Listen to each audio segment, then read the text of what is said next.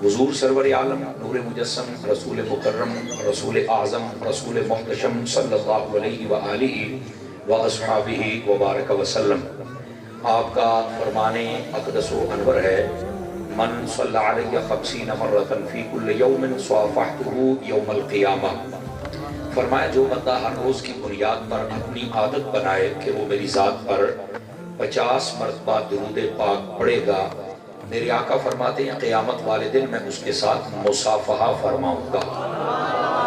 ये बहुत बड़ी सआदत की बात है। इसलिए एक हमारी पंजाबी में कहते हैं ऐ सौदा बड़ा सस्ता है, मतलब जो चीज़ बहुत ज़्यादा अच्छे मुनाफे वाली हो और बड़े बारे से मिल रही हो तो कहते हैं इसमें देर नहीं करनी चाहिए।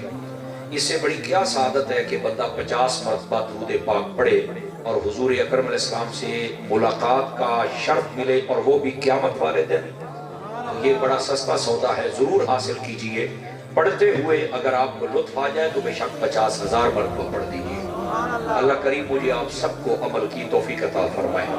आइए, जो मैंने कुरान मजीद बुरहान रशीद में से आयात तो ये बात तिलावत की है, मैं चाहता हूँ कि इन्हीं का सहारा लेकर बात को आगे चलते हैं।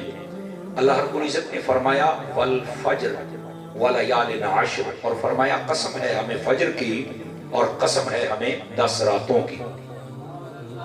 वश्शफ़्इ वल वत्र, और फरमाया जो चीज़ें हमने अलग अलग पैदा की, एक एक पैदा की, उनकी भी कसम, और जिन चीज़ों के हमने जोड़े बना दिए तो फरमाया उन जोड़ों की भी कसम। और उसके बाद में फरमाया वल्लैलि इज़ा यसर, और रात की कसम जो गुजर जाती है। ये अल्लाह रब्बुल इज़्ज़त ने कसम के साथ यहाँ पर कलाम की इब्तिदा फरमाई।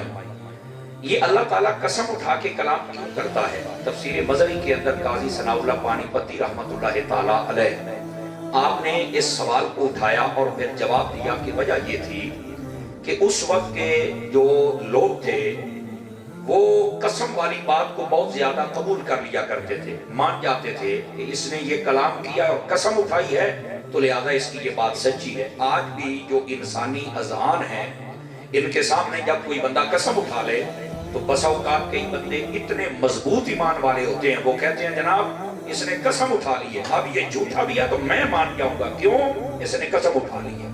और होना भी ऐसे चाहिए, जब कोई कसम उठा ले तो बस अगरचे आपको पता है कि ये झूठ बोल रहा है तो मान जाना चाहिए, सारा बवाल फिर उस पर आ जाता है।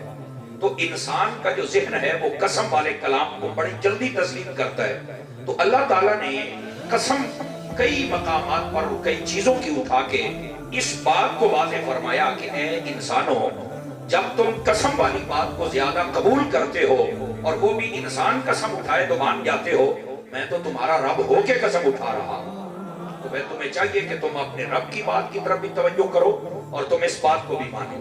ये कसम उठाने की एक वजह है। दूसरी वजह भी उलमा ने लिखी, और वो क्या है?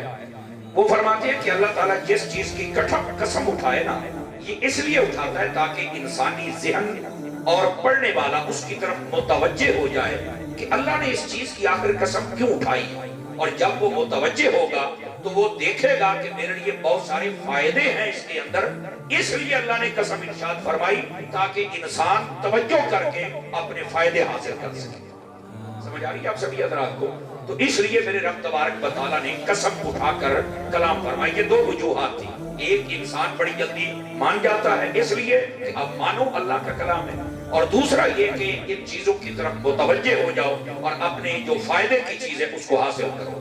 अब आइए, यहाँ पर सबसे पहले जो कलाम की इब्तिदा फरमाई वो है वल फज्र, और मैं कसम है हमें फज्र की। अच्छा, ये जो फज्र है इसकी कसम क्यों इरशाद फरमाई और इसमें क्या क्या अक़वाल हैं?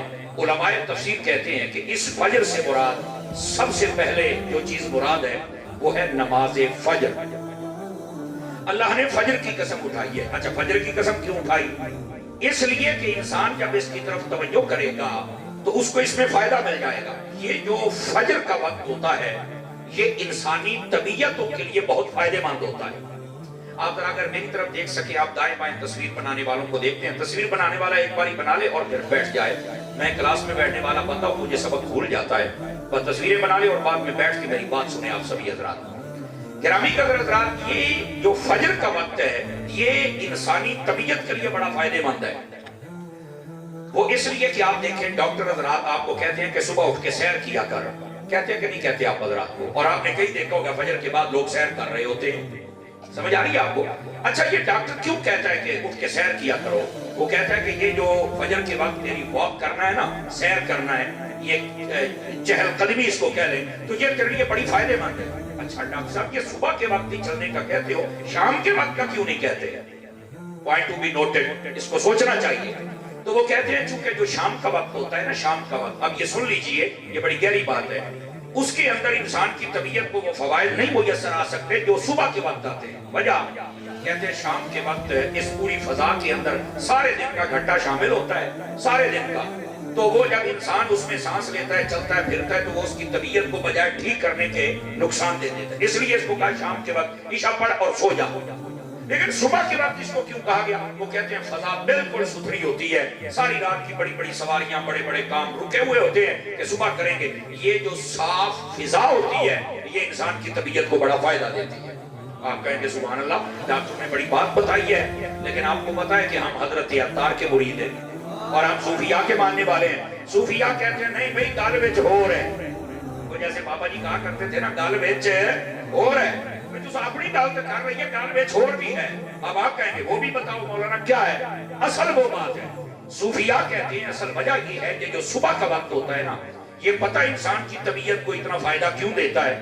فرماتے بتاؤ، فرمایا وہ وقت ہوتا ہے جس میں چور، ڈاکو، لٹیرے، شرابی یہ سب سوئے ہوئے ہوتے ہیں، یہ رات کے ابتدائی حصے میں بدماشیاں کرتے ہیں، اور جب یہ وقت آتا ہے تہجد کا، اس کے بعد کا، تو یہ بے غیرت سو جاتے ہیں۔ اور اس وقت کون اٹھتا ہے؟ اس وقت اللہ کے ولی اٹھتے ہیں، تلاوت والے اٹھتے ہیں، تہجد والے اٹھتے ہیں، اللہ کا ذکر کرنے والے اٹھتے ہیں، فجر پڑھ کے سجدہ کرنے والے اٹھتے ہیں۔ فرمایا وہ جو نیک لوگ جب اٹھتے ہیں ان کے جسم کے ساتھ لگنے والی ہوا جب نکلتی ہے تو وہ بیماروں کو بھی شفا عطا فرما دیتی ہے۔ توجہ ہے کہ کوئی نہیں آپ سب حضرات کی؟ تو یہ اصل میں بیچ میں جڑی کہتے ہیں گل وچ ہو رہا ہے، آ گل ہے جس بات کو لوگ بیان نہیں کرتے صبح کا وقت، اس لیے ہمارے لیے بہت فائدے مند ہے کہ اس کی جو ہوا ہوتی ہے وہ نیک لوگوں کی برکت کو لے کر پھر وہ نکلتی ہے، اور جو اس میں سانس لیتا ہے اللہ اسے بھی شفا عطا فرما دیتا ہے۔ اب آپ سمجھ آئیے آپ سبھی حضرات کو؟ یہ اصل بات ہے۔ گرامی قدر حضرات، اگر یہ ہوا نیکوں کی برکت لے لے تو یہ بڑی برکت والی ہو جاتی ہے۔ بتا وہ ہوا جو کعبے کو چوم کے آئے اور گنبد خضرا کو چوم کے آئے، پھر اس کی برکت کیا ہوگی؟